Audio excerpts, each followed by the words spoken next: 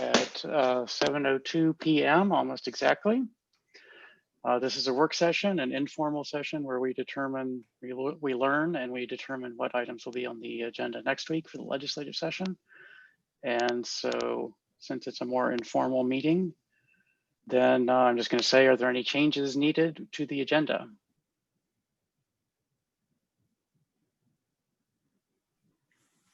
None that I see.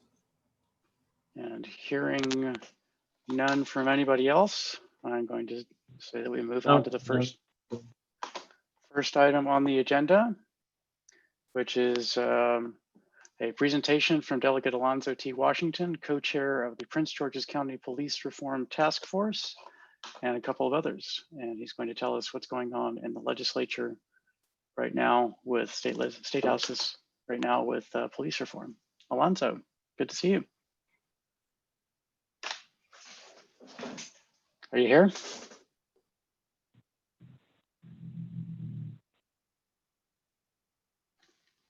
I see you're at least present. There we go. There he is. Hey, everybody. Good to see you, Delegate Hello, Washington. Alonzo. Great to see you as well. Good to see everybody. Am I starting, or I'm sorry, I missed the beginning of it. I had to walk away from the computer for a missed call from the county executive. So my apologies. No, that's fine. You are up front. You are on the stage. It's yours. Oh, this is yours. I need to come to a Riverdale Park meeting all the time. If I am up here at the front, I am excited. Let me just say thank you for having me.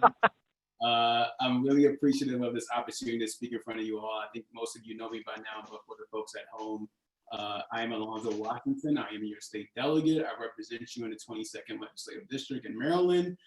I serve as the co-chair of the Police Reform Work Group that was designed and formed by the Prince George's County Executive, Angela Alsobrooks. As many of you know, I represent about 122,000 residents in District 22 in 7 municipalities, including Riverdale Park, Hyattsville, Greenbelt, and I'm not going to name all of them, so I'm going to get beat up. So let me just say Riverdale Park today is my favorite municipality out of all of them. Right, Mayor? Of course. I wanted to just say to all the council members, great to see you as well, and good to see everybody. My fraternity brother, Jen Jones, we're going to fight.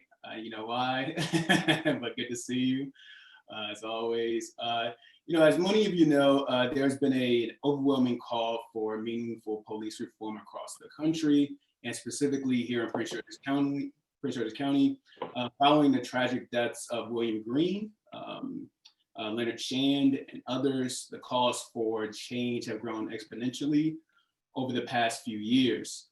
Following the death of George Floyd, these demands were amplified. As I mentioned earlier, in June, the county executive asked me to lead this work group to address these important issues. As a state leader on police reform and public safety issues, I have advocated to create a use of force law for the state of Maryland, where the state of Maryland is one of 9 states that do not have a use of force law on the books. In statute, and I've proposed legislation on tracking police data, like use of force, like deadly use of force by police departments. It was the first of its kind in the country back in 2015. And I've proposed legislation and had legislation actually become a law to address school resource officers' conduct within our schools. So I've had a lot of experience working with law enforcement and working in this field. So I'm excited to have the opportunity to lead this work group. This work group was created by the executive through executive order. The mission of the work group is to study and review policies of the Prince George's County Police Department in areas that cover a full spectrum of its operations. We are also tasked with compiling a set of recommendations for the county government to review and adopt to address the issues within the Prince George's County Police Department. Our final report is due by December 4th, which we're going to make that deadline, I promise. The composition of this work group, we're here to help and to bring unique perspectives as much as possible The work group has a wide variety of individuals, included are representatives from the state government, county council, judges, the state's attorney's office, public defenders, community advocates, police department officials are on there, officers or former officers are on there, retired officers, and county staff make up the work group. We've broken down the structure of the work group into 5 different areas of subcommittees where we're going to focus our policy recommendations. One is employee recruitment and retention. The other is independent oversight. Another is internal policies and county regulations. The fourth one is community engagement. And the final one is financial management. So reviewing the budget as well. I see the chief is on the line. I want to thank the chief for meeting with me early on in this process to help guide what I thought would be, what I think is going to be some innovative and excellent high level recommendations to the county executive. For the meetings, we have met weekly for the past several months to develop innovative structural reforms to the county's police department. We've held presentations and discussions on trainings, hiring practices, employer retention, citizen complaints, the police department's budget, mental health, police use of force policies, and many more. These meetings are available to the public and you can watch on YouTube like I do on my free time all the time. The remaining meetings that we have so far are this week, October 29th at 4 p.m. We have a day of advocacy where we're going to actually hear from some of the advocates in the space of policing, whether you're on the side, whether you're, I mean, we don't want to call it sides, but whether you're a police advocate or you're a law enforcement accountability advocate. We want to hear from everybody. So we'll be hearing from the FOP, the Fraternal Order of Police for the county. We'll be hearing from Mr. Green's family in this, as well as the ACLU, CASA, and many other organizations. As far as the state, I think some of you already know that the state has, this summer, the House Speaker Adrian Jones created a statewide police accountability work group within the House of Delegates. They met bi-weekly for several months and recently released their own set of recommendations to be taken up to during the next legislative session. And they were some really great recommendations that I will support wholeheartedly we're able to vote on those in the legislative session next year. So with that said, I'll be willing to take any comments or any questions from anyone. We have not made our recommendations yet. It's due December 4th, so we're still working out our recommendations and voting on them right now.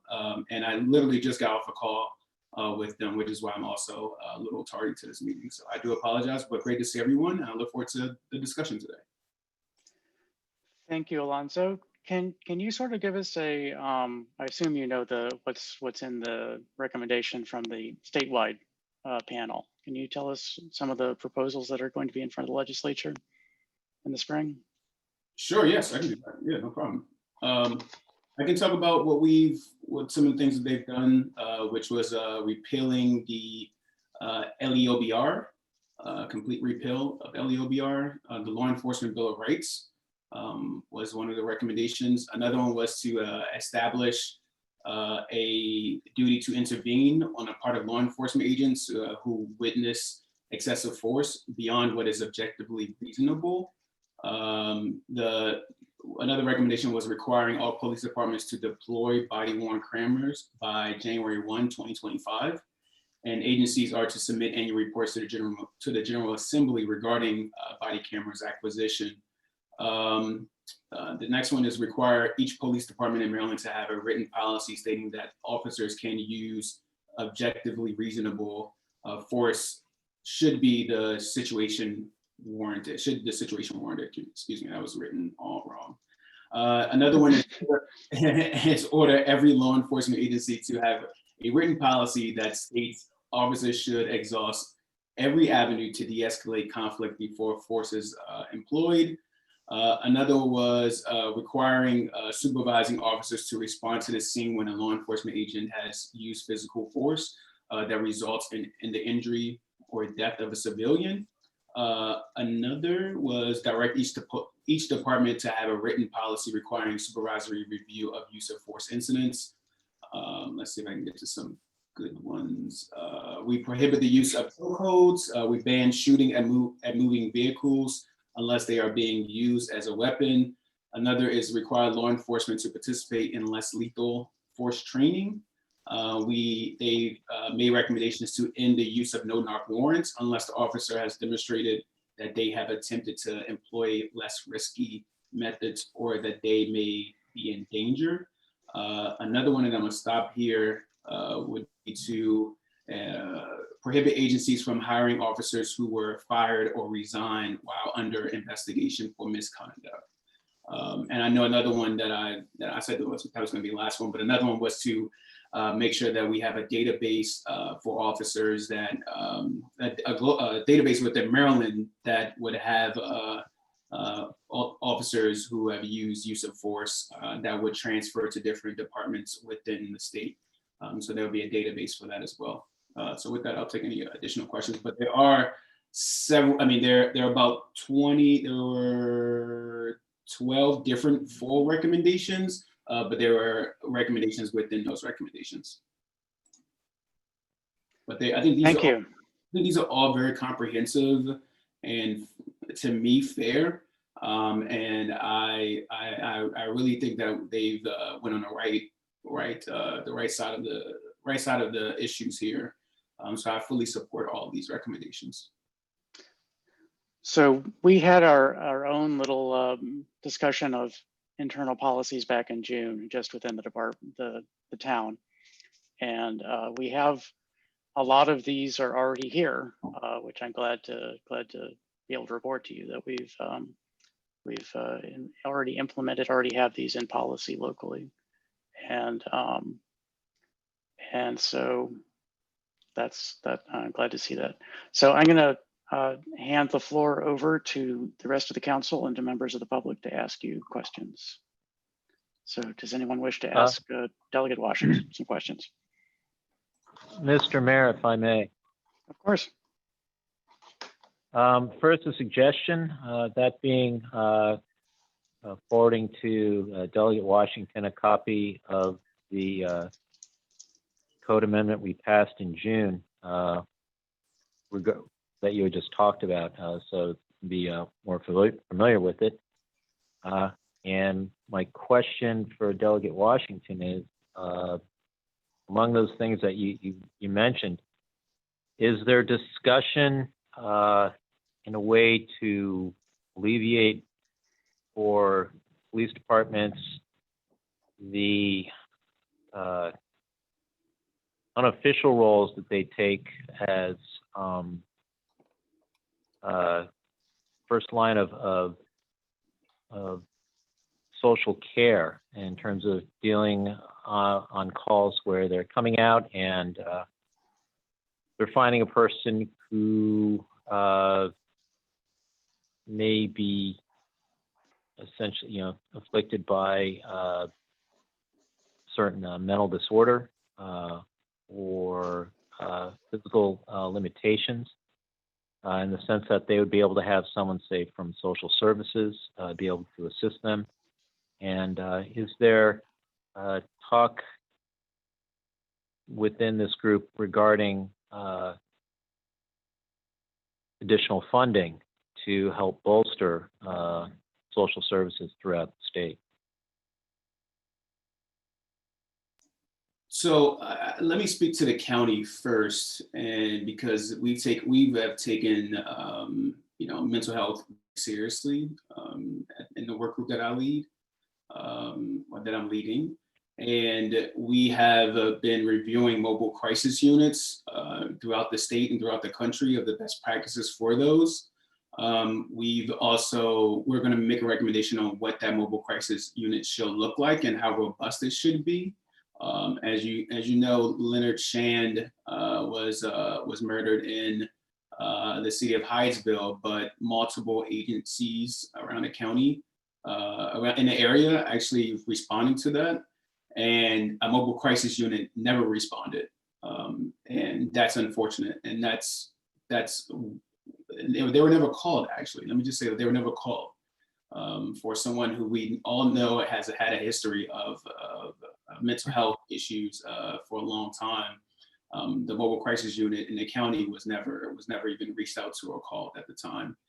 So we're making a recommendation to make that more robust, to add additional funding to it, for the county to allocate and look for more funding. In our county government, our police department's budget is about $380 million. In Montgomery County, Right. it's about $30 million less than that. And Montgomery County has more people in the county there than we have here in our county. So we're asking them to make that a more robust unit to respond to mental health issues like they have in Anne Arundel County as well. They have a robust system there. So we're asking for that. At the state level, I believe there will be some recommendations on mental health awareness and training for officers, and providing some funding for that training as well. But I'm not on that committee. I'm not on the appropriations committee, nor am I on the judiciary committee or that work group. So I can really only speak to right now potential recommendations from the county work group that I lead. Okay, thank you. Thank you. Thank you. Always great to see you, Dave. Hey, Councilman. Delegate Washington, It's a pleasure. It's an informal meeting tonight, so we can go ahead and be a little bit informal. Okay. But, we will try to be polite and professional, as we always are here. So are there other questions from the council for Delegate Washington? Members of the public or members of staff? Well, I just want to thank you all for having me, and I'm always available publicly via Facebook or via email. Anyone can contact me. I'm willing to come to any meeting to discuss policing in our county and in our state. I believe it's a critical issue for Black and Brown communities alike. The data has shown that police officers in our county and in our state use of force and deadly use of force towards African American men, double the times that they use it towards white men. And that's a tragedy and a travesty. And so I plan to make sure we find ways and support legislative initiatives and policy recommendations at the county level to make that change happen. Because what happened to George Floyd and what happened to Mr. Green in our county should never happen again. And everybody should feel like the police officers are a resource and not the enemy or not on the other side. And I believe that most of our police officers are great people, but we have to make sure that our system of government is accountable to everyone and not just some of us. So thank you for having me, and I look forward to our next conversation. Okay, and I Agreed. look forward to Thank seeing the Thank you for report that being comes here, out of Delegate your Washington. out of your work group. Thank you very much for joining us.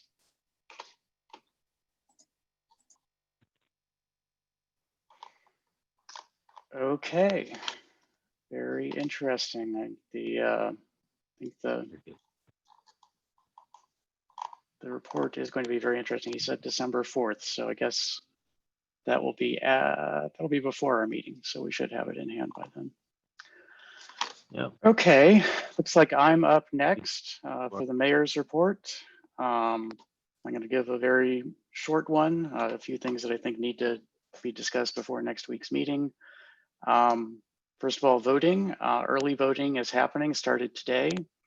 Various locations around the county, not necessarily your usual polling places, which very few polling places period are going to be open, but early voting is opening now. You can contact the Board of Elections for that. It's on their website. Mail-in ballots that you have in hand can be filled out and dropped off at the same locations that are doing early voting and at the Board of Elections. And election day is next Tuesday, a week from tomorrow. Please make a plan to vote and get out there and vote. We need to have as many people vote as possible. On the COVID front, the numbers, the diagnosis numbers, the hospitalization numbers are all inching up in the state. They're increasing a bit. Some places they're jumping dramatically.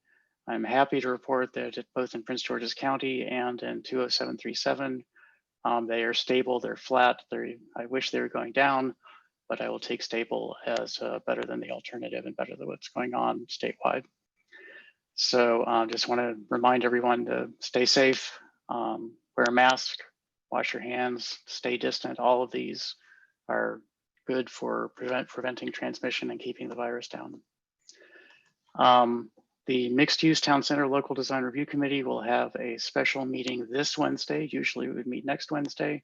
There are a few items that are on the agenda that will be coming before the town council next week. And so we're trying to get the recommendations done so that the applicant doesn't have to wait almost a month for us to get back to the town council. And last but not least, this Thursday evening, 7 o'clock, if I'm correct, there'll be a meeting to discuss the flooding situation. We'll have county staff from DPW&T to discuss the flooding situation. And it's a virtual meeting. I hope everyone joins us who has questions about what happened. And that closes the mayor's report, unless there are any questions. Mr. Mayor, I just want to make sure I heard correctly. You said on the 29th? That is correct. I'm hoping for a nod or a thumbs up from Ms. Barnes to confirm that. So she's nodding. So the 29th at 7 p.m. Okay. Thank you. Of course. So if there's no other questions or comments, let's move on to the town manager's report. Hi, good evening, Mr. Mayor, members of council, community members, and members of our staff team. A few items tonight.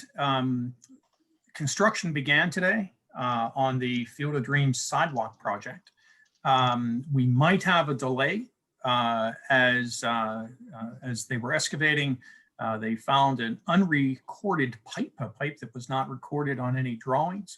It looks like it's an old supply line that terminated about 6 inches below the surface. So not sure what may have been there at one point, but the engineers are going to evaluate that tomorrow, and we'll figure that out. You've already mentioned my second item, the reference to the meeting on Thursday, but the meeting will be advertised on the town's website and our cable channel. We're not pushing this out on social media as that's really increases the likelihood that we get Zoom bombed, and we're trying to avoid that. So a reminder for upcoming Halloween holiday, the town is strongly encouraging all residents, along with the counties doing the same thing, to follow the CDC guidelines, which recommend against traditional trick-or-treating or trunk-or-treating, trying to avoid those close contacts. Town Hall and DPW their operations will be closed on November 11th in observance of Veterans Day. And this year, the Veterans Day event will be recorded and shared on the town's website and through our various social media platforms. There will be a separate wreath laying service on the 11th, but there won't be any program or gathering. The mayor mentioned COVID and the impact that it has on the community. And as we are approaching the holidays, there's a number of traditional holiday events that have been canceled. The seniors lunch at Crescent Cities, that has been canceled. The town's children's holiday party has been canceled. And the holiday market has been canceled. Staff are working on a plan for a virtual event for the Festival of Lights. And so stay tuned on that. We'll have an update hopefully by early to mid-November. We have another closure of operations in the month of November, and that would be for Thanksgiving Day and the day after. Small Business Saturday is also coming up. And during this time, I think I can speak on behalf of the town to encourage everyone to support small business not just on that Saturday, but every day that you can. The businesses are hurting during this tough time. Staff are putting together support, if you will, and promotions for our small businesses. And part of that is a tweak, if you will, to the carry-out cash program to support restaurants. That's, as the mayor and council know from previous reports, that was one of our programs that didn't take off as well as the others. And so staff have revamped that to make it simple. And to make it simple, there will be $5 coupons in the town crier. Good at 10 restaurants that signed up. Those restaurants will be listed on the coupons. So a resident can simply take that $5 coupon and go and support a town restaurant. And we strongly encourage folks to do that. We'll see what type of feedback we get. The restaurants seemed excited when staff reached out and made those contacts to sign them up for this. And that was, I mean, that's 6 more, I think, restaurants participating in the 2.0 version than had participated in the initial rollout. And with that, I'll take any questions. Thank you, Mr. Town Manager, and I appreciate you reminding residents about Halloween. I forgot to put that in my report, but thank you very much for that. Are there questions or comments for the Town Manager's report? None for me. Mr. Mayor, if I may. Certainly, Councilmember Lingua. Thank you. Mr. Lestitian, regarding Halloween, is there a contingency should folks decide to perhaps not observe all the recommended guidelines by the CDC and decide to take kids out trick-or-treating door to door? Well, there's nothing that we can do to stop that behavior. Okay. So we can't physically stop it. It will not be a crime. It will not be a violation of a executive order. But it would be a violation of clear guidance from the CDC. And so we are strongly encouraging residents to please help us contain the virus, help your neighbor, help your family. And now's not the time to let our guard down. I think we all have seen the newspaper articles about what's happening elsewhere. And there's no reason to think that we are somehow immune to a sharp increase. At this time of colder temperatures and people staying inside more, and cold and flu season upon us, now's the time for us to redouble our efforts. And so the best we can do, sir, is to strongly recommend. Okay. Is staff going to be on watch for folks who perhaps may be going around to make sure that, despite the fact that they are going around, that it can be done safely? No, sir. There's no way we would be able to do that, and we simply don't have the number of staff it would even take. So we are going to continue to push out in social media, and just strongly encourage every resident to make a wise choice.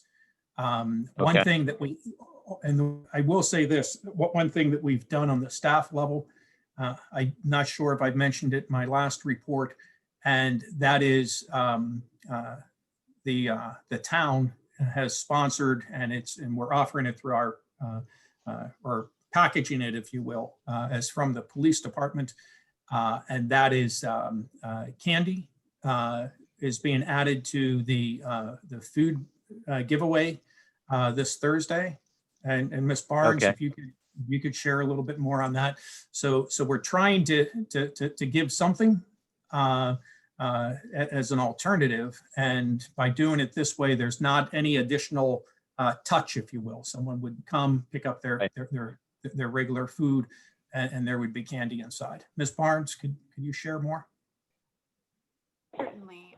We're partnering with Riverdale Elementary School. They have a food pickup this Thursday. 200 families will Okay. be collecting boxes of food, and we have prepared goodie bags with candies for that family as a happy Halloween from the police department. Great. Thank you for doing that. Certainly. Okay, are there Um, additional questions for yes. the town manager? I had one more, Mr. Mayor, regarding the canceled programs for around the holidays. Please do. Yes, sir. I was wondering, Mr. Listician, could you run through that? I got the seniors lunch, children's holiday party. Both of those are being canceled. And the holiday market. Holiday market is being Yes. canceled. And we worked in concert with Mr. Coleman on that. Came to a joint resolution, if you will, just recognizing that now's not the time. We are keeping, we're going to try to keep that money in the budget. And perhaps if things calm down in the spring, that there could be some sort of a kickoff to spring market celebration. So that was staff's idea, at least at this point. Instead of trying to repurpose those funds right now, perhaps we can do something when warmer temperatures return, and Sure. And perhaps community spread will be low. We'll wait and see. And you're planning to do something like a virtual festival of lights? Yes, Ms. Barnes, can you share on that as well? Certainly. This year, we're planning to do self-guided tours of the homes, the exterior of homes that have decorated for the holidays. We have put some information out in the crier, the November crier, encouraging folks to participate. We also are offering a contest, a decoration contest, similar to what we did with our Centennial Photo Contest. So we're trying to build community and continue with our tradition of the Festival of Lights. Although we won't have the trolleys, they could be self-guided tours to check out all the nice decorations in town. Okay, thank you. Councilman Lingo, if you would like to sing Christmas carols, we could have that distribute that as something for people to listen to while they tour themselves. Oh. I think he would do that willingly. And Chestnuts roasting on an open fire. Okay, Okay, that's it's not even No Halloween more. yet, listen. so, Mr. Mayor, should staff put that down, that that's going to be a mayor and council event, or? What, singing? I think I'd rather not go into election season having my voice being transmitted singing. So let's try to avoid that. Oh, Yes, sir. come on, you got that piano at the house. Come on. I could play backup. Anyway. Okay, That's all I had, Mr. Mayor. Thank you very much. of course. Are there any more questions for the town manager in response to his report? Actually, Mr. Mayor, one more question. Go Sorry. ahead. I didn't look down at my notes when I said that. Mr. Listician, the $5 coupon option that's going around, you said that's going to be in the town crier, correct? Yes, sir. Okay. I'm just thinking the possibilities. I mean, I think it's a good way to get it out, but with all good plans is something that comes up that may not have been considered, and that is how is one able to say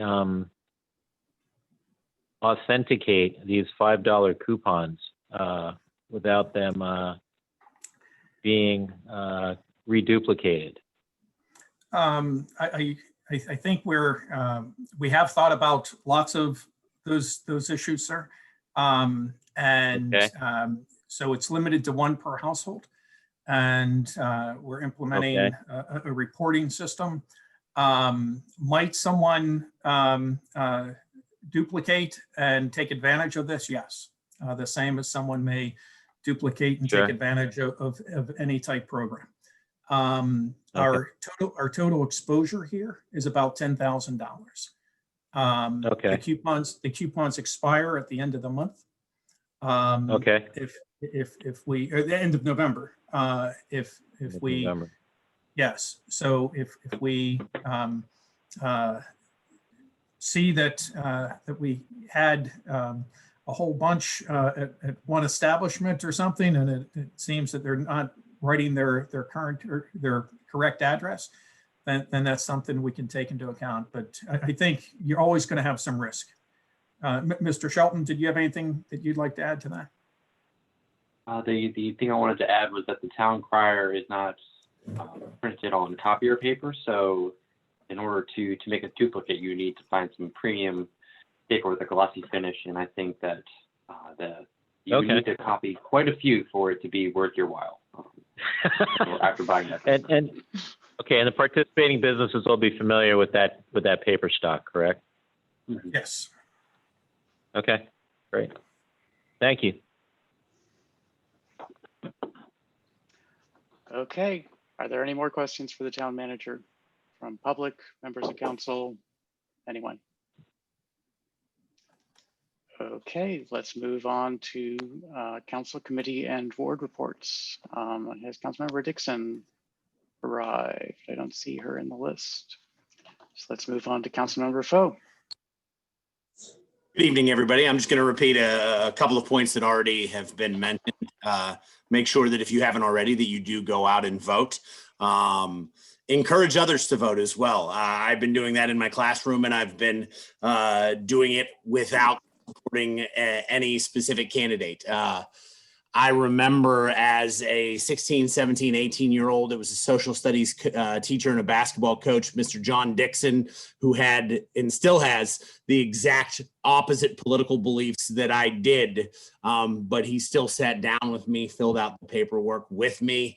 Mr. Lustician, you might remember this. I was heavily engaged in trying to increase sales tax to build a stadium for the Pittsburgh Pirates, which now I look back on as incredibly horrible politics. But that was how I got engaged. Remember that you can be the difference maker in getting somebody out there. And we are a better democracy when more people vote. This morning, I was walking my dog with my wife down Lafayette and looked off to my right, and I saw flags in place for the sidewalk at the Field of Dreams, and my heart was filled with joy. I was excited to see this big step starting, and I am excited to continue on that dialogue about this beautiful space that we can share as a community. Last but not least, the town manager mentioned this. Make sure that if you can, you are supporting local business. We are entering into a cold season where outside opportunities are going to be dwindling, and they are going to need our help more than ever. And even more than those business owners are going to be those employees that need those jobs. So please, as we enter into winter, think about those businesses. If you're going to spend money going out, try to do so locally. So that's all I have for this evening. Thank you, Mr. Mayor. Thank you, Councilmember Foe. Move on, unless someone has questions, to Councilmember Lingua. Thank you very much, Mr. Mayor. Good evening to all watching, listening in, whatever the case may be. The board meeting for CCAR CDC is most likely going to be rescheduled to November 10th at 5:30 p.m. via Zoom, as opposed to being November 3rd, which is, of course, as we all know, Election Day. More on that as that date gets firmed up. And here comes the shameless plug, for cooler, greener, and cleaner neighborhoods, free Grow Green trees from CCAR CDC.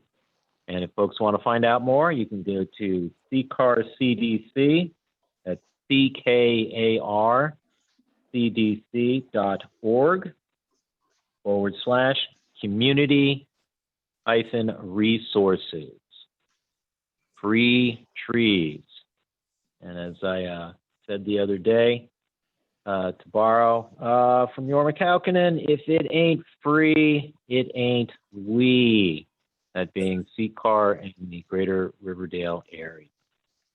So make use of that and get yourself a free tree for your yard. And with that, I will conclude the report other than saying what has been said before. Do something for you and do something for me, and please go out and VOTE. There you go. No more Dr. Seuss. And happy Halloween. Thank you, Council Member. Move on. Is Council Member Henry in attendance? Assume that's a no. Council Member Richardson. She had an emergency and had to leave. Oh dear. Okay. Sorry to hear that. Councilmember Mayers then. Good evening, Mayor, Council, and all those at home. Nothing to report at this time. Thank you very much. So that brings us to public comments. Are there any public comments this evening?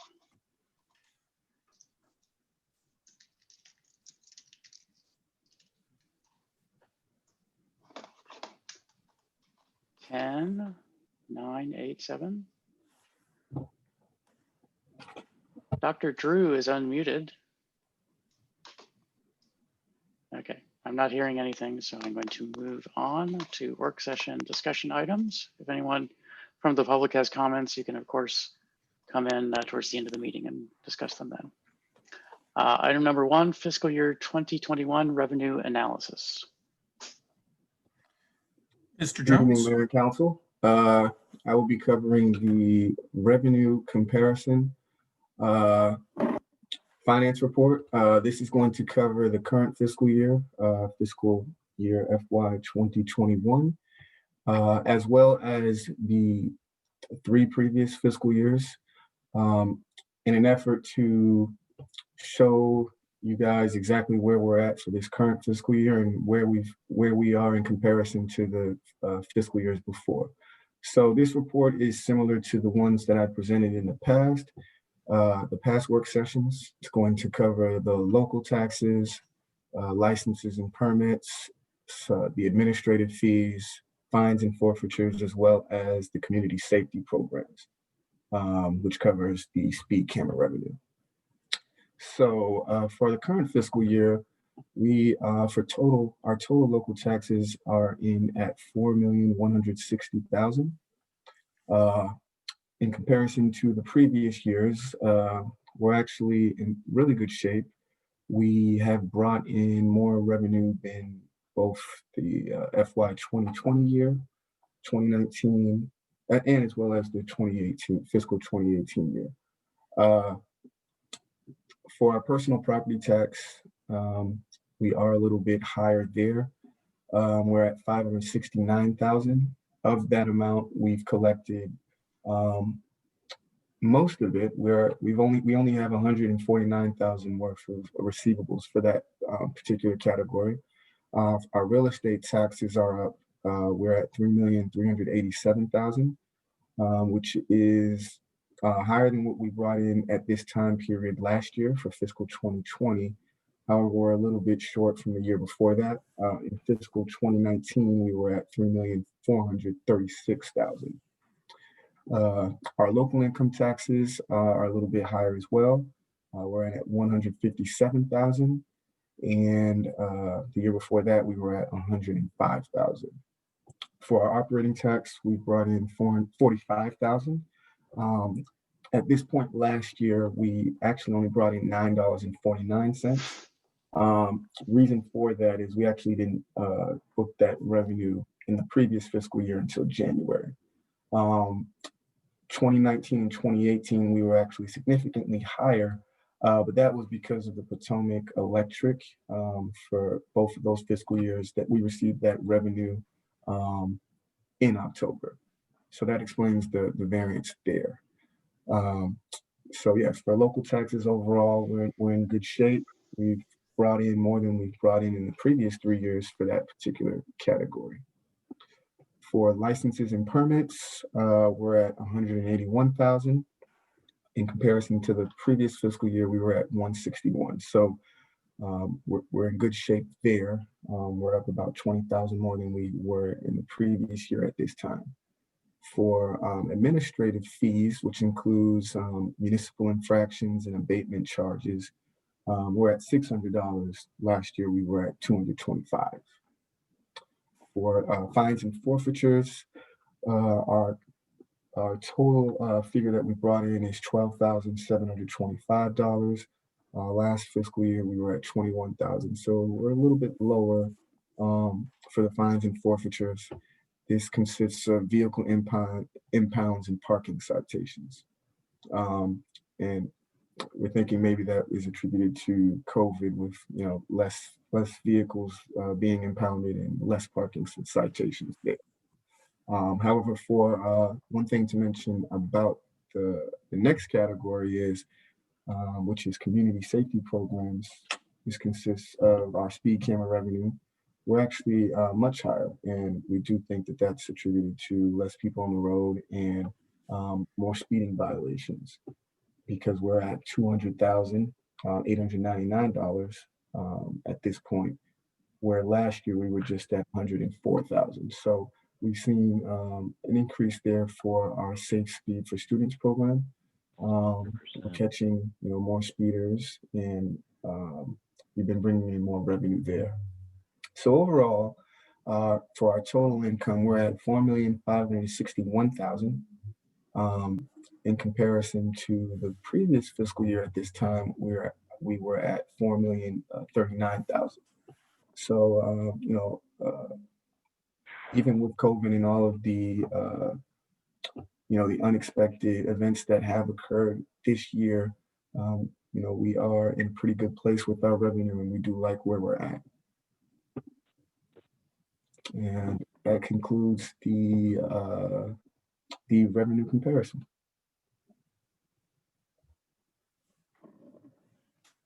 Thank you, Mr. Jones. Are there questions from council or members of the public for Mr. Jones? I appreciate the explanation and the background of why you think certain things are higher or lower. That sort of story behind the numbers is very nice to have.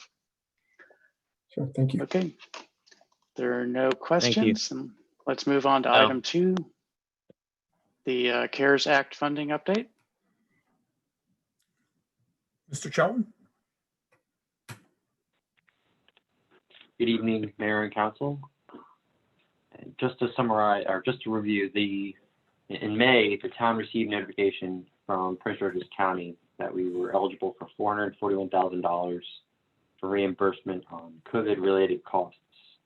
And we primarily focused our budget on the budget that we presented to the county for our CARES Act funding. We focused the budget on our expenditures and our Partners in Economic Recovery Initiative, and also through an emergency rent relief program for our residents. We were notified in June that our budget met all requirements for the CARES Act funding. And to date, the most successful program in the Partners in Economic Recovery Initiative has been the Farmers Market Dollars program. The town has funded more than $97,000 in Farmers Market Dollars since the program began in March. The program is currently assisting 215 households, and those households contain roughly 950 individuals who have declared a need for assistance. We're still getting new applications every week, and Administrative Services tells me that we're receiving roughly between 5 and 10 applications every week. The town also included the purchase of personal protective equipment in our CARES Act funding budget. Currently, we've spent about 43, and also technology in order to facilitate remote working. Currently, we've spent about $43,000 on personal protective equipment and technology. And, that leaves just about $300,000 total. $288,000 of that budget is reserved for our emergency residential rental assistance program. The plan for this program is to coordinate with the county's Department of Social Services existing emergency rental assistance program that was already receiving applications from town residents, and then to partner with them to facilitate this assistance. We had recently spoken with the administration of this program, and they have assured us that while they were a little slow getting the initial checks out, they have started issuing checks, and we will be able to see some movement on that $280,000 as well. In total, the town has spent $141,000 of the $441,000 budgeted, and that's not including the emergency rental assistance program. And we are on target to spend the remaining roughly $20,000 before December 15th, which is the CARES Act funding deadline. 19,680.67. Yes, sir. Okay. Thank you very much, Mr. Shelton. I'm glad to hear that we are distributing that money throughout the town and helping people out, since that's why the CARES Act was passed, and I'm glad to see we're helping out. Okay, so the rental assistance is in the next few weeks. Fantastic. Are there any council or public questions about the about this report? Mr. Mayor, if I may. Yes. Mr. Shelton, where is staff projecting that remaining $19,780.67 will be going toward? Through the continued purchase of personal protective equipment, and also through the Farmers Market Dollars program, which will continue on for another couple of weeks.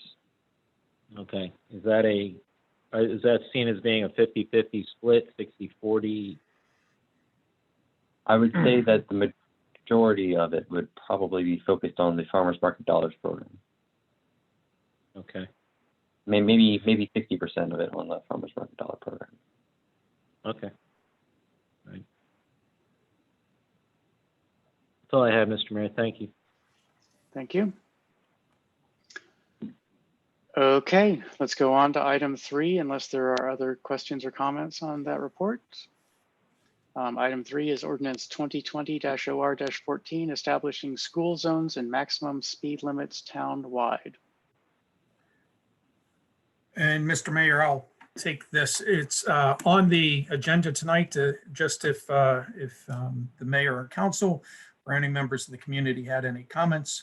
It is scheduled for adoption at the November 2nd legislative meeting. And then it would become effective 20 days after that.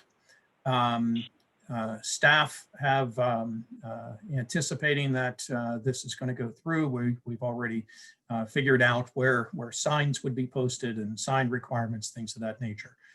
So we're gearing up for this to occur. Okay. Council or public comments on this item?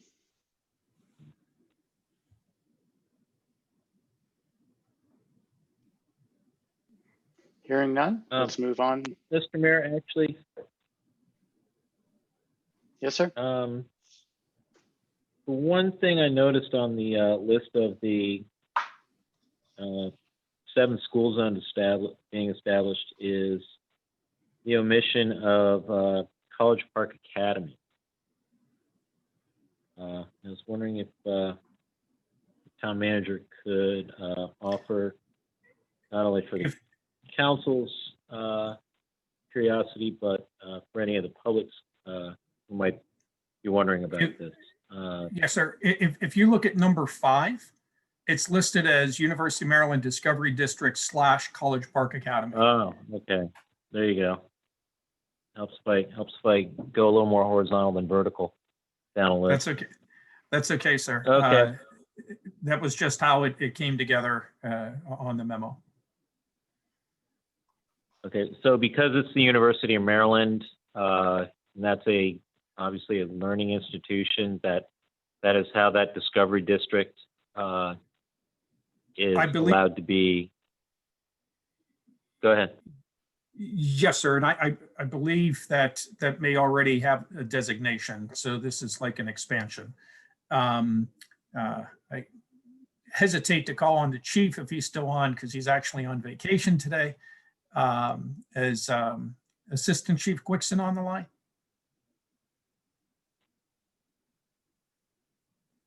No, sir, I'll get clarity for the mayor and council and reply by email if that's okay. Okay, well, I appreciate you pointing that out because the reason my other question about that is that being how substantial that zone is, where becomes the terminate, the point at which one is establishing the half-mile zone, because the Discovery District goes farther down to where the circle was at Hague, across from Hague Drive, which goes into the park there. Because those buildings back in there aren't those part of the Discovery District? Yes, sir. And I'll get clarity on that. I will say Okay. that the vast majority of the town roads and county roads are very close to College Park Academy. For example, we're unable to control the speed limit on River Road. That's a state road. Okay. But on River Tech Court, that soon will be a town road. It's a county road currently. But Right. we're able Okay. to include that. I'll get clarity and have that emailed out to you, sir. Or Okay. emailed out to the full All right. council. Okay, thank you. This is the chief. Can you hear me? Yes, sir. Yes. Yes, I can. Yeah. Just quickly, so the University of Maryland itself is under a separate statute, if you will, under the transportation article. So including the University of Maryland, because they have different operating requirements, it doesn't segregate it from the College Park Academy, but it helps distinguish it from a more of a clarity perspective, if you will, as it pertains to automated enforcement specific to University of Maryland versus other automated enforcement provisions under the Maryland Transportation Article. Does that answer your question? Yes, I think it does. Okay, all right. And that saves me on getting back to you then, sir. Chief, thanks. Enjoy your day off. Yes, sir. Thanks. Okay, are there other questions about ordinance 2020-OR-14? Or comments? Members of council, members of the public, all welcome.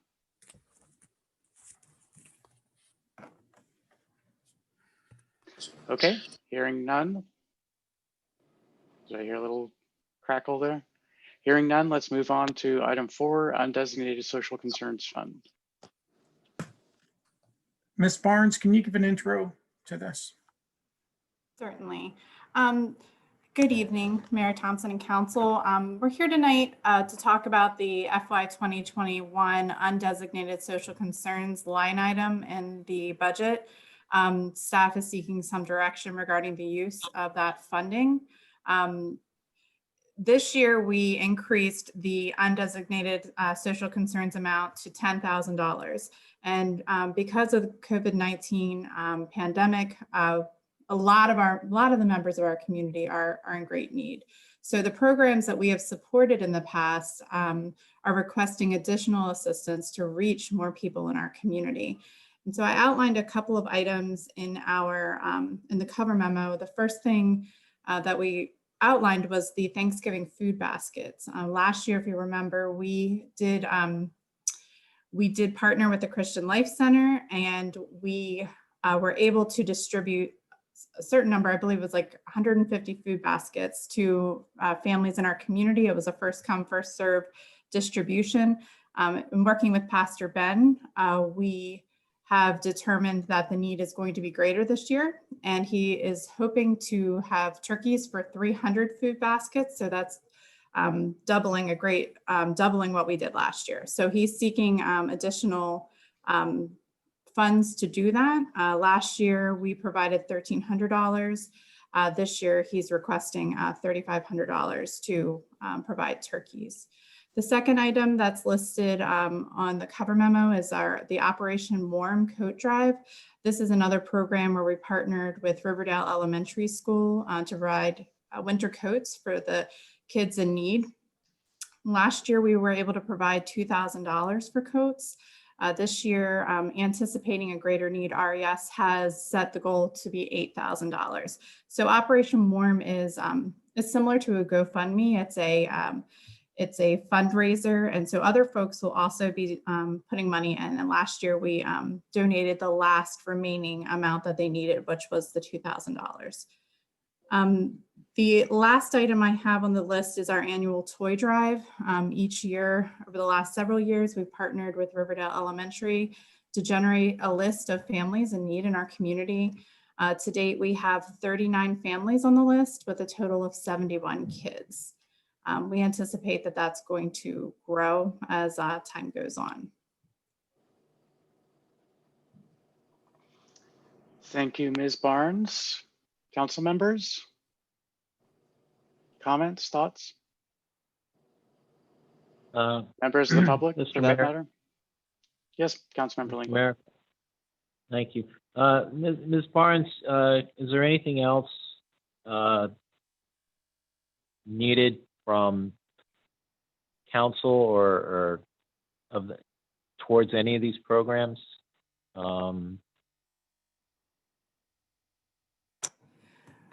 Towards their success? Certainly. With regard to the Thanksgiving food baskets, we had budgeted $1,000 for that program.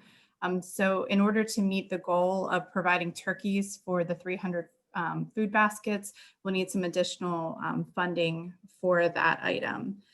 With regard to the Operation Warm program, we already have $600 set aside for our annual coat drive that used to be part of the Thanksgiving dinner that was done at the Alamo. So we're able to put those funds towards that program. We don't know yet how much is going to be remaining that they're going to need assistance with. They're doing the coat drive throughout the community. In fact, the elementary school is actually partnered with William Wirt Middle to do both a coat drive and a diaper drive. There's just such a great need in the community right now that they're pulling their resources to really try to help as many families as possible and really make the limited resources go as far as possible. Okay. So will we know what the financial needs for these programs are?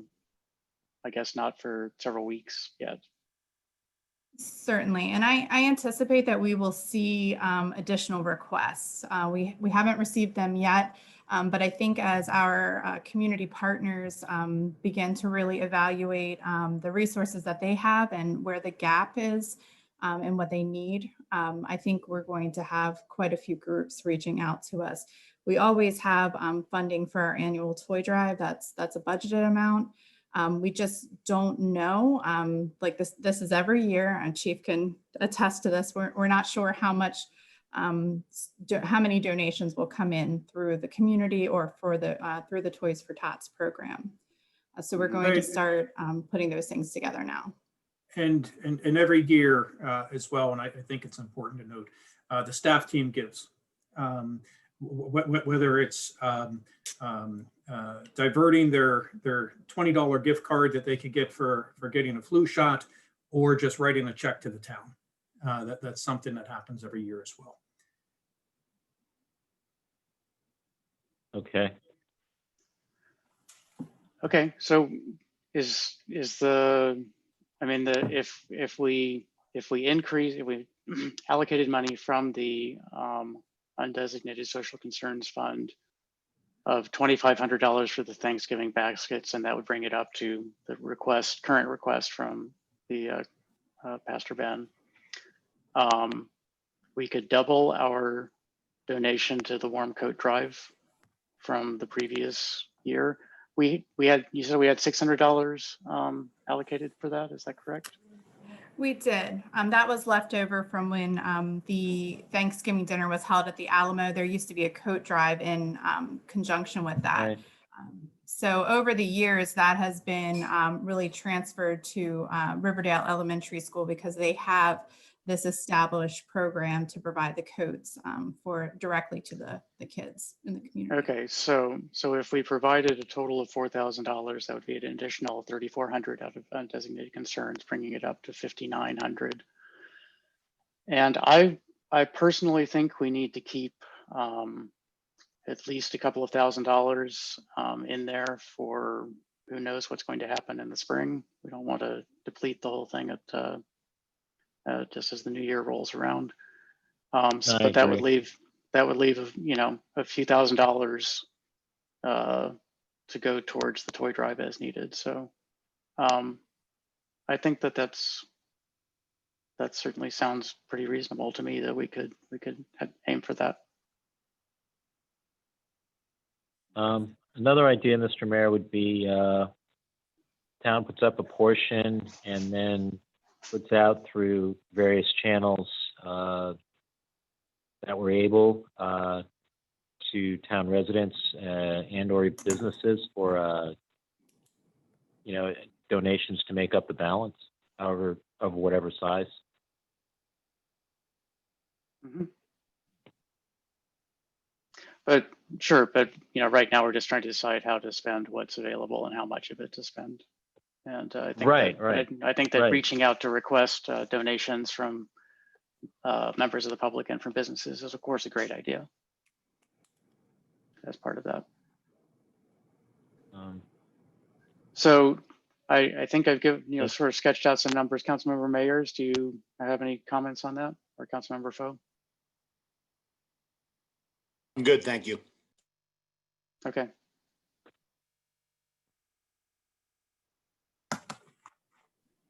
Councilmember Mayers?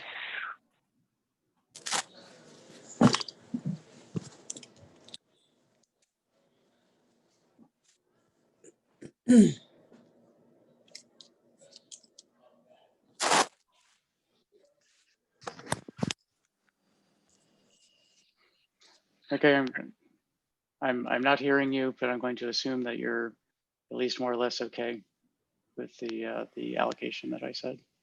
And we, you know, we're not making, we're giving guidance at this point, and so we don't have to make a final decision right now. And, Okay, I hope that's a good start. Yeah. Yeah. And that helps the staff team, sir. I will ask, because these are donations, even though they're within limits of my authority to spend donations, I like at least a motion from the council. So next week we would be seeking a motion to use these undesignated funds in the ways you described. Okay. Or thank you. Or yes. Thank you. Okay. So designation and dollar amounts is what you're looking for, Mr. Listigian? Yes, sir. Yeah. Designation and dollar amounts? Yes, sir. Okay. Okay. Any other comments or public comments about this this proposal? Okay, we'll see it on the agenda next week then with those rough numbers, and we can discuss it further at that time. Item number 5, Small Business Saturday. Mr. Charlton? Yes, good evening again, Mr. Mayor and Council, and I'm here to talk about Small Business Saturday. Small Business Saturday was founded in 2010 to encourage residents to purchase from their local small businesses in their neighborhoods and in their areas. Small businesses play a crucial role in helping a community thrive.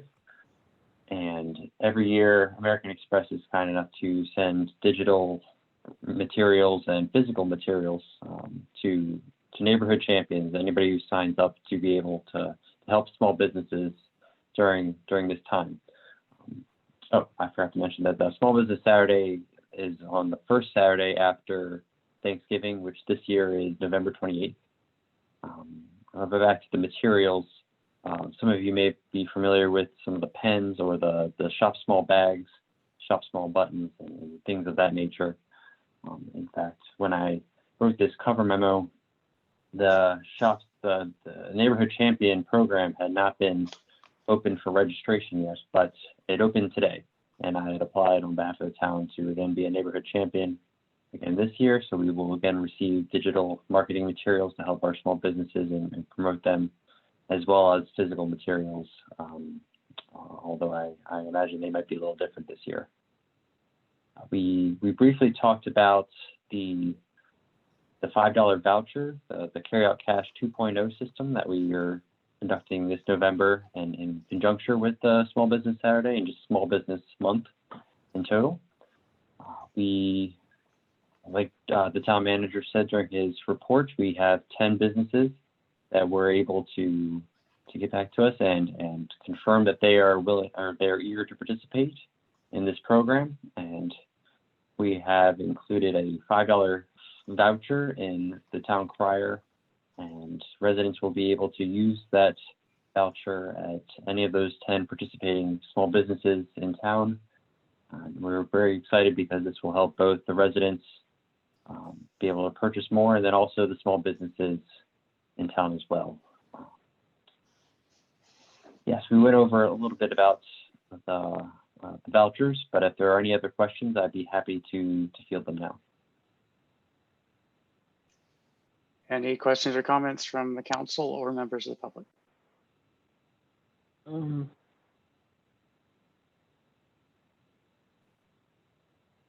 Is there any issues regarding timing on getting everything out for awareness?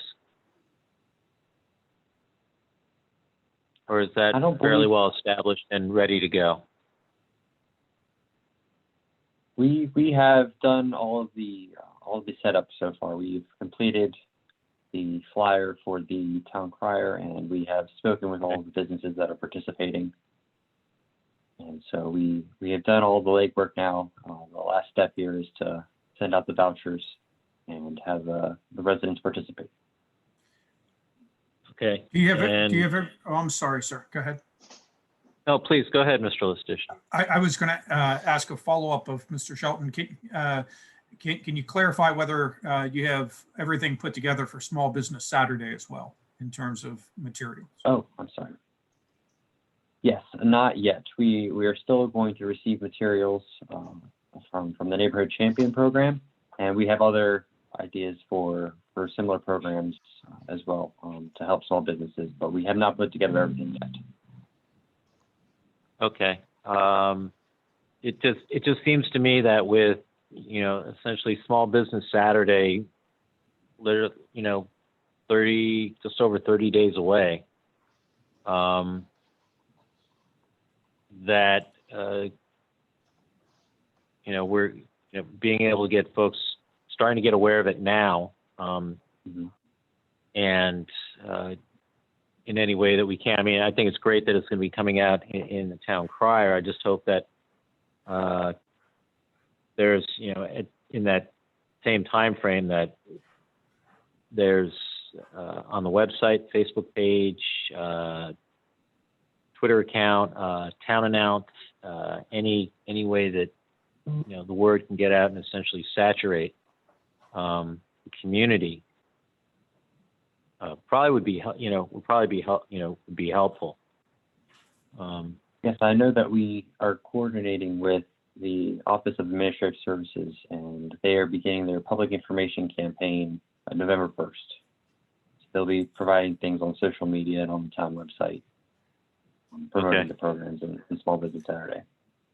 And there will be a resolution at the November 2nd legislative session. I saw that. Yes, sir.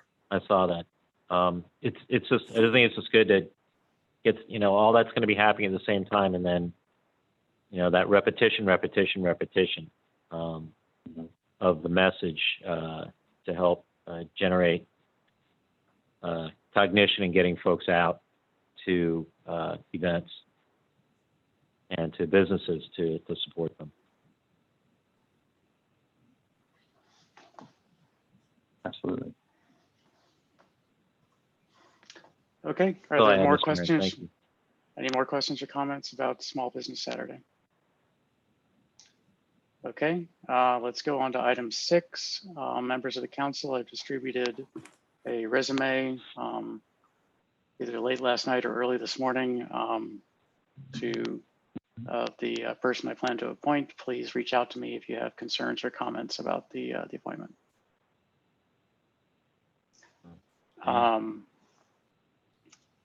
Move on to item 7, reappointment of the Defined Benefits Plan Board of Trustees. I have not yet been able to reach Councilman Henry. I will be trying to reach him again tomorrow. And we'll find out if he wishes to be reappointed. Otherwise, I might be reaching out to another council member to sit on the board. So be ready for a phone call. The next item is the other members of the board are all happy to be reappointed, as I understand. Okay. Item number 8, watershed management resolution.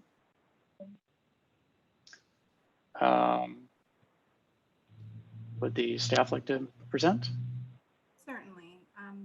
Mayor Thompson and members of the council, this is just a continuation of our discussion at a previous meeting about the creation of a resolution to really state our intent to create a watershed management plan to really establish our position on watershed management as a whole. I've been working closely with members of the Riverdale Park Sustainability Committee. We've had some preliminary discussions. We've made a couple of changes to the resolution, but we're seeking more input. So if there's members of the council that have some items that they'd like to be sure that are included, please forward them to staff. If there are members of the public who are listening tonight or viewing tonight, please feel free to share your thoughts on the resolution. We want this to be as encompassing as much as possible. There's lots of issues and I guess topics that can be included in watershed management. This is just simply moving towards the creation of a watershed management plan. So it's a resolution stating that we will be developing one, and these are some of the principles we'll be taking into account during that development in the whereas statements. Certainly. Mm-hmm. Okay. It was a great draft. Really solid. Thank you. Yeah, it looks very good. I will dig in and see if I can find anything that I think needs to be added to it. Thank you. Thank you. Any public comments on the watershed management resolution?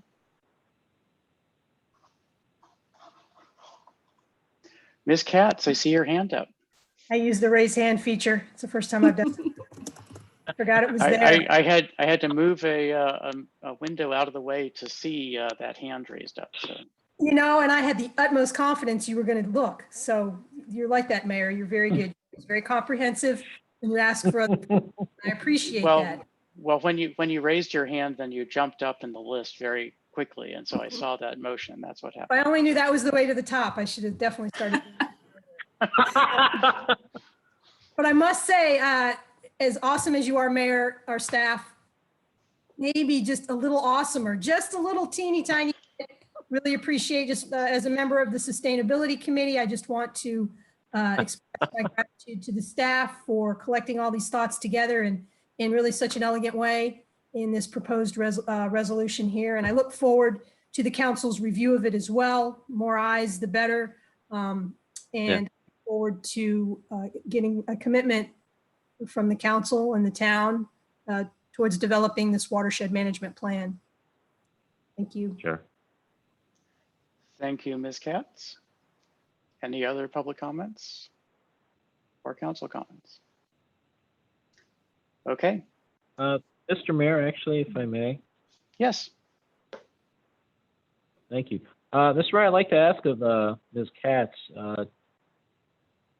if she wouldn't mind sharing some of her general thoughts or some of her thoughts on watershed management, based on all that she's contributed to the sustainability committee over the years and things that she's seen come up. Well, I will say that a watershed management plan is a more formalized way of being more strategic about the watershed in our immediate area. And it's not that, I think it's even in the proposal here, it talks about, we're in a watershed, obviously, there's all kinds of contributing factors to our environment here in the town of Riverdale Park. But what's important is having a plan is a reasonable thing for the town level to have. It doesn't mean that we have purview and control over all aspects of the watershed, but what it really reflects, and I think this proposed resolution as well reflects, that what we can do, we should do, or what we can do, we need to plan for. And to me, the word stormwater is not in this proposed resolution, but when we're talking about the big umbrella of watershed, of a watershed plan, the impact that a healthy watershed can have on helping control stormwater is definitely a piece of that. There are other towns and other municipalities in the state of Maryland that have watershed plans. Those in particular are part of the Sustainable Maryland program and are certified as sustainable communities, as the town of Riverdale Park is. So we would be joining regionally, if you want to consider the whole state of Maryland as a region, but we would be joining regionally with our neighbors, those around us, because the watershed does not know county boundaries or municipality boundaries. So we're part of a whole. And I think that that's what this represents, is our acknowledgement that we are part of a whole, and everything from environmental stewardship to being cognizant of what we can do to affect stormwater management. At least whatever we can do can make a difference. It's a holistic concept here. So even our Earth Day cleanups come up under watershed management. And I know that's something that our town clerk is a great champion of, cleaning up trash, whether it be near the banks of a river or just, throughout our community. We have these stormwater drains throughout our community. All of these factors are interconnected into our watershed. So even the things like the community garden and having native plants and reducing our use of pesticides, all of these fit into having a healthy watershed and allowing Mother Nature to work in a healthy, cohesive way, and not a disastrous way like other parts of the country where we have uncontrolled wildfires, we have mudslides, we have flooding. So, this is something we can do. And so I'm glad to see that you all are interested in doing it. Okay. Does that answer your question? Thank- Or does that give you an idea of the big picture? Yeah, it Well does. said, Ms. Katz. Especially, Well said. yeah, Thank yeah. you. I was especially interested in what you're talking about in terms of efforts being made by surrounding municipalities. Yes, good point. And that importance on it being a collaborative effort. Ms. Katz, if you have a watershed Thank you. from another community, that you I can certainly. I would love to look it over just to see what's in there. Yes, Sustainable Maryland That makes website in particular is a wonderful resource. So we'll do the research and find some of those other towns with those other plans. Fantastic. Thank Great. you so much. Sure. Okay. Item number 9 is minutes. And we should all review them carefully, make sure that Ms. Barnes captured exactly what we said in the last minute meetings. And that brings us to new business. Are there any items of new business?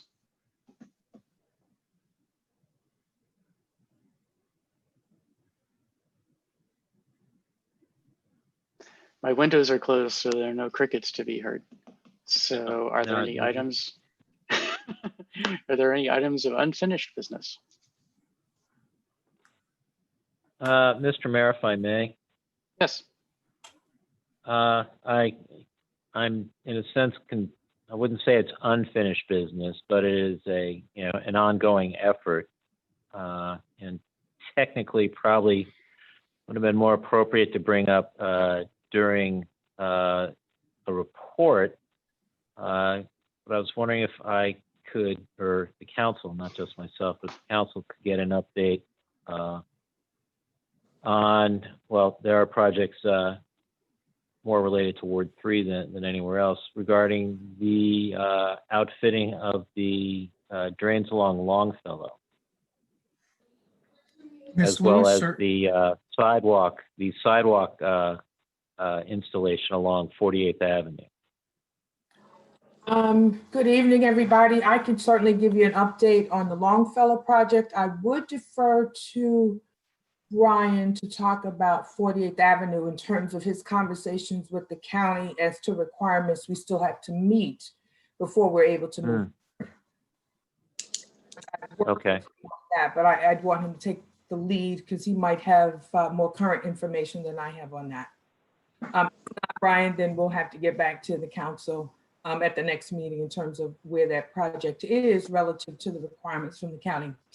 The last time I briefed council on this project, I mentioned that the town's engineer had modified the original concept for the two adjacent properties that experienced the most extensive flooding on Longfellow. Recall that the initial strategy was to put a yard inlet at 4709 and a 24-inch, and then, well, a yard inlet, and from that would extend a 15-inch pipe to inlet 1 in front of that property, and it would feed into a new pipe from inlet 1 on the south side of Longfellow to the north side of Longfellow, connecting with the 48-inch pipe.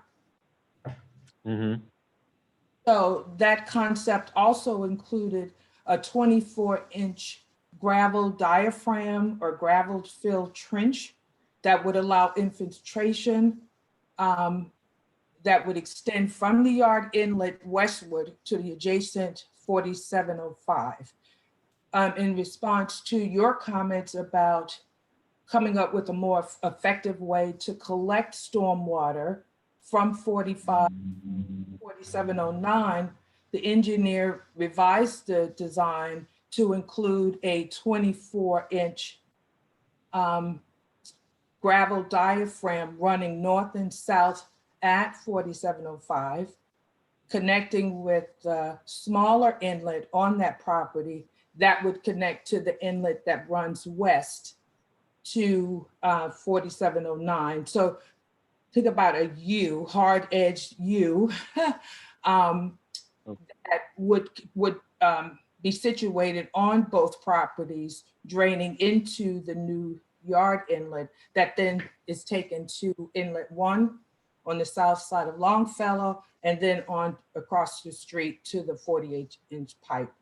The engineer also reconsidered, for county consideration, not abandoning inlet 3 in front of 4817, but instead reconstructing a curb style inlet, which would allow the resident there to connect her outflow pipes from their sub pump to that new inlet. And then water would flow from inlet 3 to 4. And the second new crossroad pipe would run from inlet 4 close to Taylor across the street to that 48-inch main. I know that's a lot of detailed information, so I could stop there. Yeah. We are attempting to meet with all 3 residents the end of the first week of November, if everybody's schedules jive, so we could give them an update on the new design that's been formally engineered and submitted to the county for formal approval.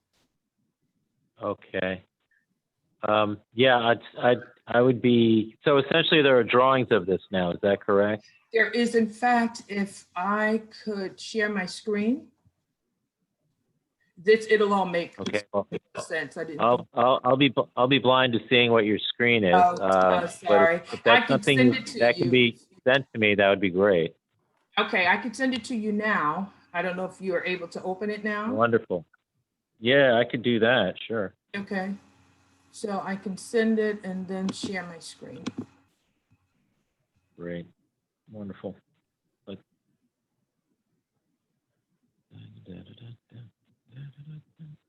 Uh-oh. Okay, it's on its way. And Jessica Or Ryan, or Ryan? it's done. I think so.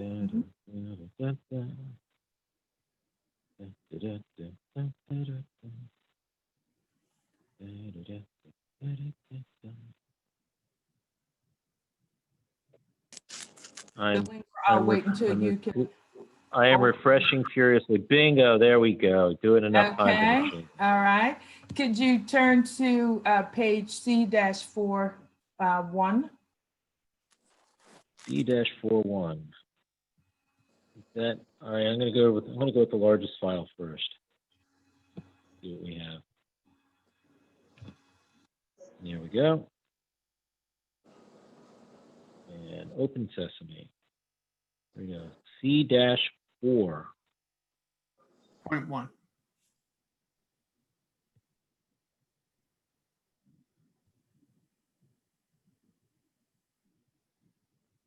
Okay. There we go. C-3. C-4. Here we go. 3 point.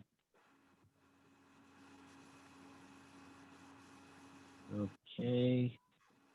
Yes, I'm there. Okay, so C-4.1. yes. So initially, the design for the 4709 included this 15-inch pipe, this yard drain. Which is the thick dashed line, Councilman Lincoln. The gray one. I'm seeing it as coming up as a gray Yeah, one. I'm sorry, you can't With- see my cursor. Yes, so it's the dotted line on the. Yeah. That starts in the middle of Longfellow and goes south. Right. Yes, that's the one. That's Figueroa the one property. on that's on 4709. Yes, I'm seeing That's on that. 4709. Initially, the original design included this 15-inch pipe connected to a new yard inlet and a gravel diaphragm that extended from the yard inlet westward to the property line. It actually stopped at the property line in the original design. So that based on your input when the project engineer presented the concept to the council, some changes were made to that. That 2-inch gravel diaphragm has been extended beyond the center property line between the two properties onto the Reyes property at 4705. And then there's a 2-inch gravel diaphragm extending from that new inlet. There's a new inlet there and extending from, so there's a yard inlet on the Figueroa property. There's a 2-inch diaphragm extending. Ms. Lewis, 2 foot. 2 inch or 2 foot? It's a 2 foot. 2 foot, sorry. 2 foot. Okay. It's not even 2 inches on this. Sorry about that. 2 foot. So 15-inch reinforced concrete pipe on the Figueroa property that All right. from a new yard inlet. And to the yard inlet, there's a 2-foot wide gravel diaphragm that extends from the yard inlet westward onto the Reyes property at 4705. There's a yard drain there as well. And from that yard drain, there's a 2-foot diaphragm extending north on the Reyes property. Okay.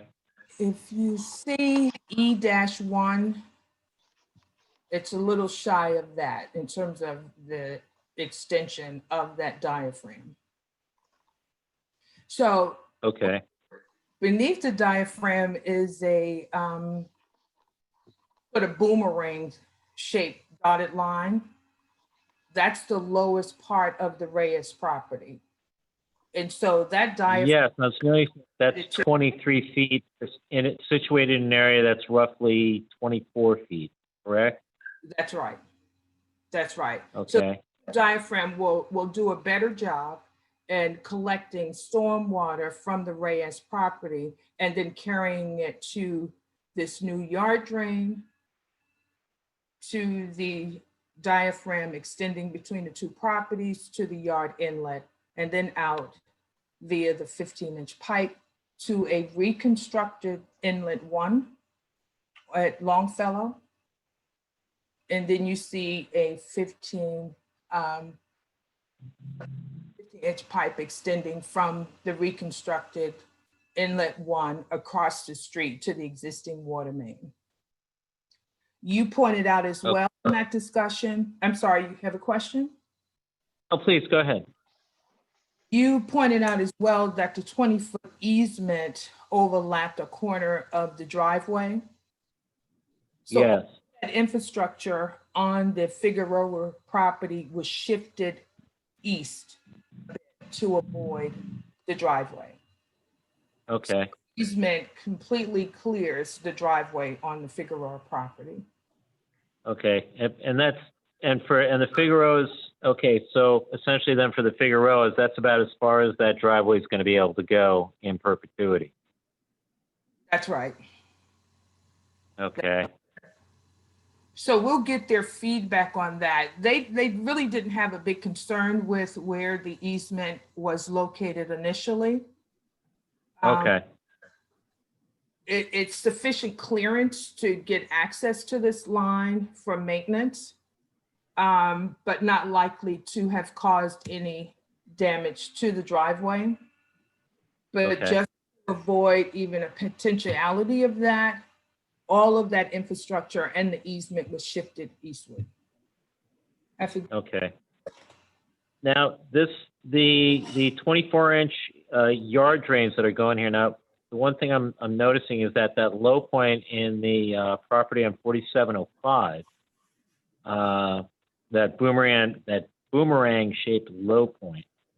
I'm noticing that essentially goes from there. It's a 20, essentially that area is at an elevation of 23 feet.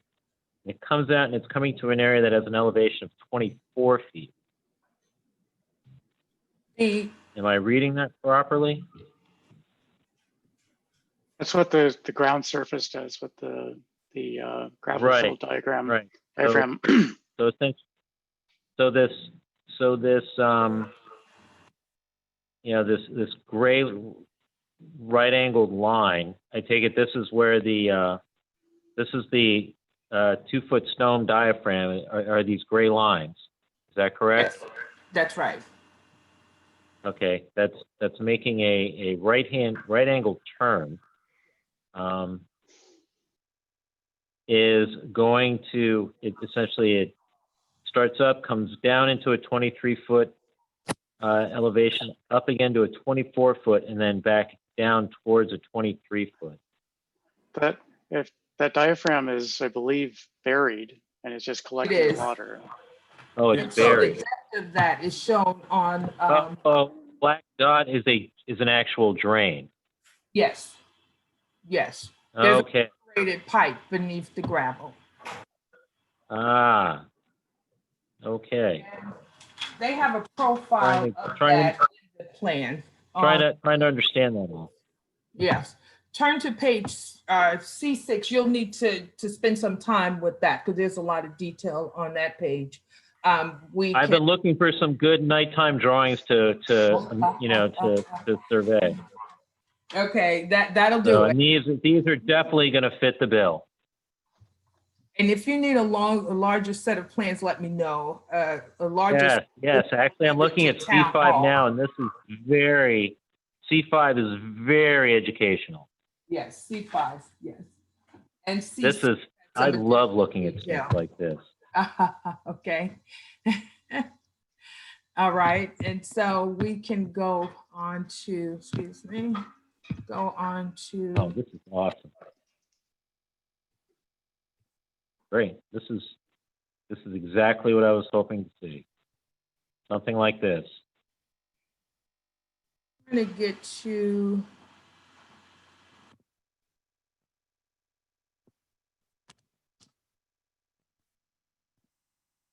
So page 4C-4-2 takes us. Yes, I just went there. The Bolin property at 4870. Yes. Yes, and you have this connecting to a sump pump. Yes, the residents have out pipes from the sub pump spilling into the existing inlet 3. Initially, Okay, that inlet was going to be abandoned. But okay, in response to the residents' concern, the engineer looked at what else might be done to support the outflow of stormwater from that sub pump, and he has recommended what is the terminology? A throat or curb inlet at this location. So the curb will be recessed and the new inlet installed. And the 2 out pipes will be connected to that inlet through the curb. That okay. will be done at the time this inlet is reconstructed. Okay. Mhm. You know, the interesting thing I'm seeing about this plan is the fact that, you know, that's 3-inch sump up inlet, connecting the existing 2 and 3-inch sump up pipes to the new inlet. Boy, I'll tell you what, if I were a resident and I heard someone was getting their sump pump hooked up to a storm drain, I would be saying, when do I get mine doing the same thing? Well, the county allows it So, through the bid process. It's not prohibited. okay. The county uses the permit process that's a to make good sure it's thing to done know. correctly. Mhm. That's a good thing to know. Okay. And Ms. That's Lewis, for clarity on that, if it's not part of a comprehensive project like this, such a connection would be at the property owner's expense. Exactly.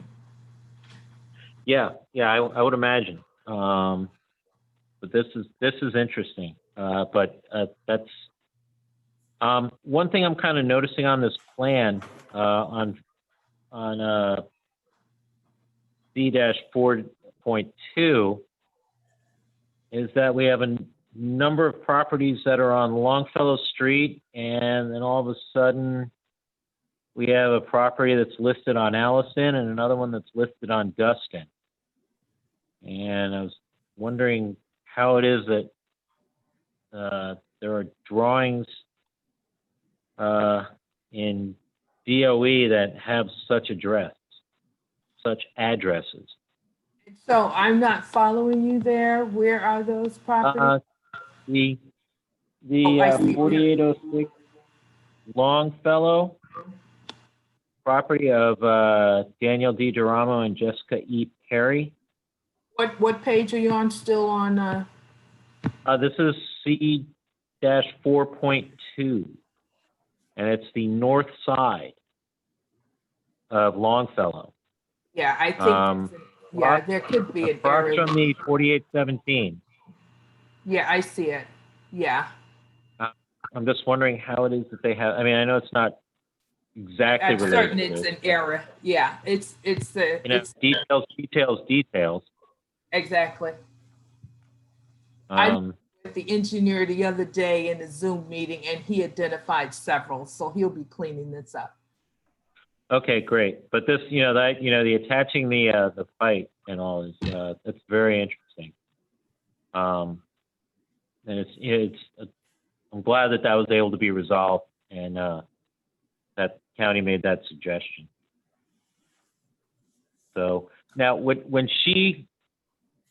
I take it then that with this pipe being connected, will there need to be installed a backflow device on that sump pump pipe Well, leading out to the drain? The engineer has not said so. We talked about Okay. a backflow at either of the two new crossroad lines. And he doesn't think so. In fact, he's lessened the chance of that by abandoning Inlet 2, Okay, not having the same amount of stormwater flowing along the south side of Longfellow. Because what's collected okay, at Figueroa property is going to be carried directly across the street to the 48 inch main. 48-inch pipe, Yes. right, And then from Inlet 2 will be abandoned. okay, And in fact, the Inlet 2, the height of the pipe between Inlets 1 and 2 was higher. The pipe between Inlets 1 and 2 was higher at Inlet 2. So it was always flowing westward. And so 2 is going to be abandoned. Stormwater will be carried across Longfellow. And then okay, stormwater will flow. Some of that stormwater will flow between 1 and 3 towards 1, and then what's collected at 3 will flow towards 4. Some of that between okay, 3 will also flow towards Inlet 4. okay. And Inlet So there's 2 less is, opportunity for that backflow. okay, so, okay. All right, so essentially Inlet 2 I'm seeing here as being at, looking between 4809 and 4817. Am So I seeing that correctly? Or is it Inlet- farther west at 4807? It's at 4807 Okay, too, and that's going to be abandoned. okay. And there's no concern about water flow moving down towards Inlet 3? No, Okay, because actually, yeah, it's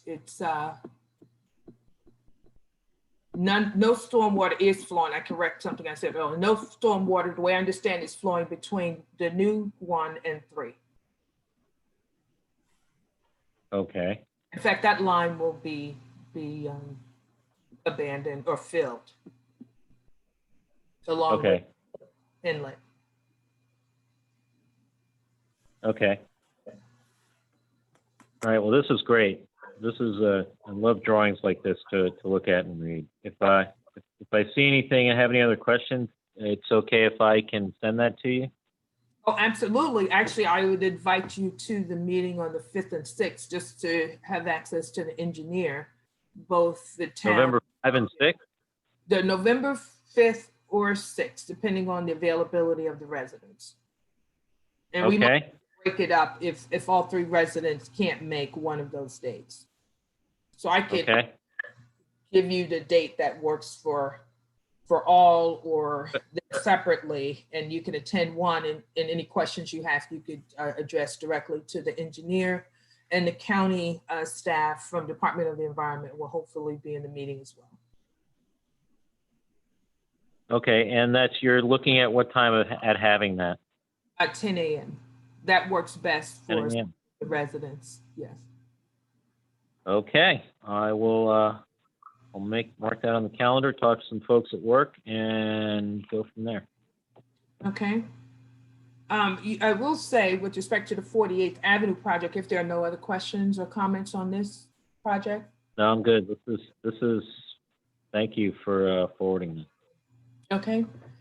So we do have a completed and approved sidewalk design for 48th Street. We talked to you a month or so about that design and the process moving forward. We had put together a solicitation letter to on-call county contracts, and we were close to the submittal date when we heard from the county that there were some additional steps that needed to be completed. including an environmental review, and as part of that, a review by the Maryland Historical Trust. And for clarity, Ms. Lewis, these are federal requirements. They're not These are county federal requirements that the county must obviously comply with, and their recipients must comply with. So we actually reached out to one of the town's on-call engineers to complete the environmental review. And the project review form that is sent to the Maryland Historic Trust has already been signed off on. There are historic resources, but the project is not going to have an adverse impact on any of those resources in the area. So that information, I believe this is when I turn to Ryan to see if the information has been packaged and forwarded to the county. Okay. Yeah, so we were still waiting on the response from the Maryland Historical Trust, if I'm recalling correctly, right, Ivy? No, you actually have that. So maybe that's why I haven't heard from you on that. So yeah, check your spam. some email for whatever reason are getting lost. No, I actually got that back from the Maryland Historic Trust last week. I think Wednesday or Thursday. Mm-hmm. Okay. Okay. Well, then, yes, we will send that along to the county, and we will be ready to solicit some construction bids. Great. It's great Yeah, news. And the only other thing, I think the county has comment periods. So they have to do another advertisement of the project and allow folks to comment on it, as well as HUD has a comment period. So once we get through the comment periods, we will get a release of funds, it's called. And once we have the HUD release of funds, then we'd be able to come back to you with the contractor. So there were some Okay. steps. And so depending on weather, this still could be squeezed in over the winter. If we get a week's worth of decent weather. If not, we're talking about spring. Okay. Well, as long as it's done well, it's done right, and that there's money still eligible to be applied to it. I think if we're able to check those 3 boxes, time is less of a concern. The staff team would concur, sir. The mayor And- concurs. That's Great. more Well, important. thank you very much for those updates. I do appreciate it. Thank you. Okay. Are there any other items of unfinished business?